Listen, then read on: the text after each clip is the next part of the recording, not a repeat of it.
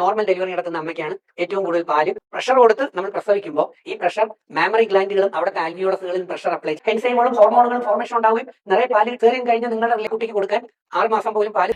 പുള്ളിയുടെ ആ ഒരു കോൺഫിഡൻസേ, പുള്ളിക്ക് കുറച്ച് സയൻസ് അറിയാം. ആ കുറച്ച് സയൻസ് വെച്ച് പുള്ളിയുടേതായിട്ടുള്ള കുറേ തിയറീസ് ഉണ്ടാക്കും. എന്നിട്ട് വൻ കോൺഫിഡൻസിൽ അതിരുന്നങ്ങ് പറയാം. അതാണ് പുള്ളിയുടെ ഒരു സ്റ്റൈല്. ഈ ഓക്സിറ്റോസിൻ എന്ന് പറഞ്ഞ ഹോർമോൺ നമ്മുടെ ബോഡിയിൽ ഒരുപാട് റോൾസ് ഉണ്ട്. അത് ലവ് ഹോർമോൺ നമ്മൾ പറയും, ബോണ്ടിങ്ങിന് ഹെൽപ്പ് ചെയ്യുന്നൊരു ഫംഗ്ഷൻ അതിനുണ്ട്. നമ്മുടെ ലേബറിൻ്റെ സമയത്ത് യൂട്രസ് കോൺട്രാക്ട് ചെയ്യാൻ വേണ്ടി ഹെൽപ്പ് ചെയ്യുന്നത് ഓക്സിറ്റോസിനാണ്.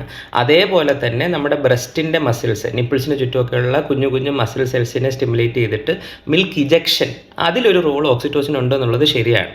പക്ഷേ വജൈനൽ ബർത്ത് കാരണം കൂടുതൽ പ്രഷർ വജൈനയിൽ വരുമ്പോൾ കൂടുതൽ ബ്രസ്റ്റ് മിൽക്ക്, അങ്ങനെയൊന്നും ഒരു തിയറി ഇല്ല, അങ്ങനെയൊന്നും ഒരു കൺസെപ്റ്റും ഇല്ല. ബ്രസ്റ്റ് മിൽക്കിൻ്റെ പ്രൊഡക്ഷനിൽ മെയിൻ ഹോർമോൺ എന്ന് പറയുന്നത് പ്രൊലാക്റ്റിനാണ്.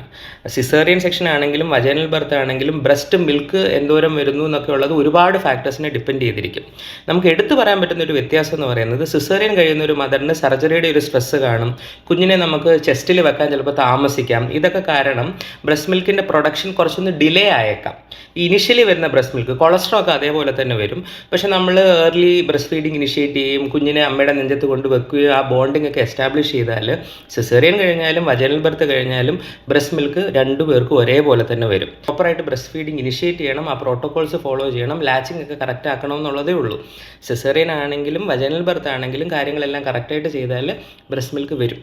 ഇനി ചില ആൾക്കാർക്ക് വേറെ പല കാര്യങ്ങൾ കൊണ്ട് ചിലപ്പോൾ ബ്രസ്റ്റ് മിൽക്ക് വരുത്തുമില്ല. ഇതിനെല്ലാം സയൻറ്റിഫിക് റീസൺസും ഉണ്ട്, കുറേ കാര്യങ്ങൾക്കൊക്കെ ട്രീറ്റ്മെൻറ്റും ഉണ്ട്. ഈ ഒരു കൺസെപ്റ്റ് എന്തായാലും തെറ്റാണ്.